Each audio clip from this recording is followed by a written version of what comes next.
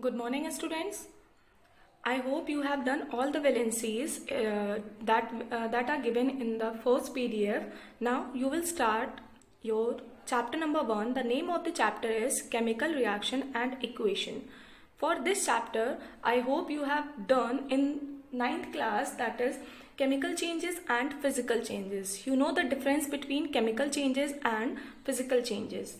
Chemical changes are the changes in which new substances are formed with new properties. If we are taking some reactants, then we will get a new product the properties of the product is totally different from the properties of the reactant.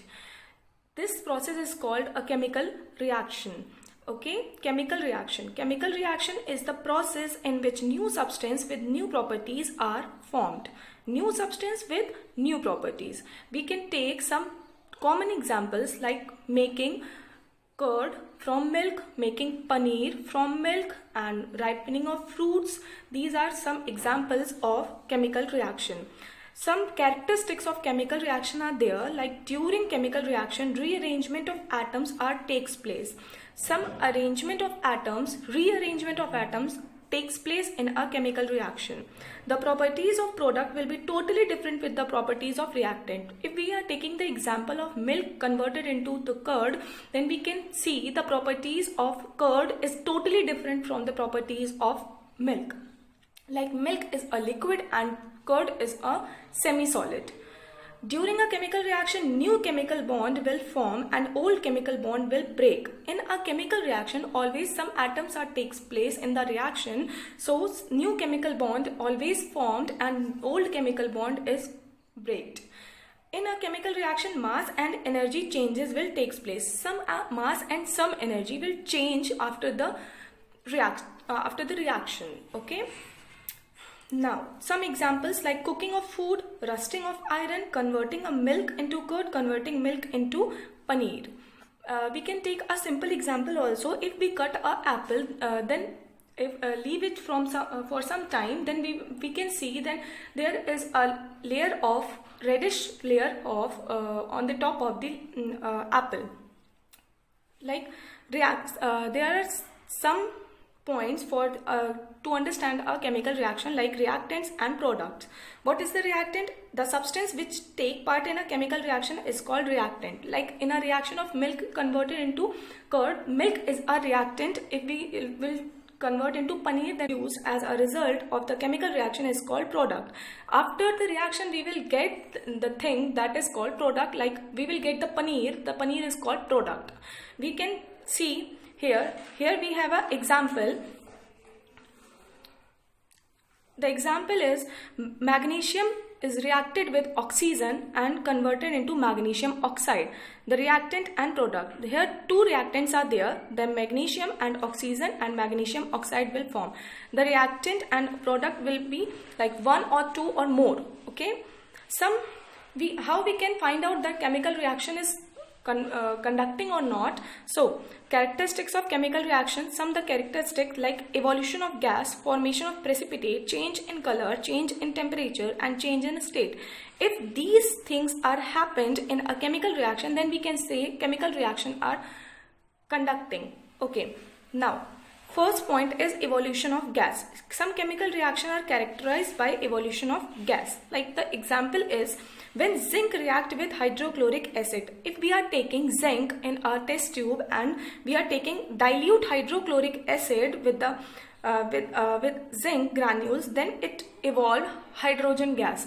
The most indicating thing in the reaction is hydrogen gas. If we are taking zinc and hydrochloric acid, then hydrochloric acid will displace with ionized in the H plus and Cl minus, and positive ion will go single and chlorine will go with hydrogen. Then we will get ZnCl2 plus H2.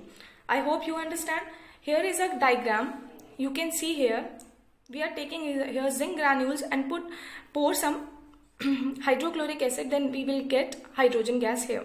Formation of precipitate. Some chemical reactions are characterized by formation of precipitate. Formation of precipitate in the sense we will get something like thick portion in the bottom of the test tube, that is called precipitate. Okay. When potassium iodide, the formula of potassium iodide is Ki. Okay, solution added with the lead nitrate solution. The formula of lead nitrate is PbNO3 whole twice. This is because of their valency. The valency of lead is 2 and nitrate is 1. So here is 2 and here is 1. Then yellow precipitate of lead iodide is formed. Okay, 2 Ki plus PbNO3 whole twice converted into 2 Ki. Like it will ionized in K plus and I minus. It will ionize in Pb plus and NO3 minus. So K plus will go this with this ion, like KNO3, and I will go, that means iodide will go with PbI2. It will convert according to their valencies. The second example is when barium chloride BaCl2 is react with sulfuric acid, that is H2SO4, then BaSO4 and 2HCl is formed.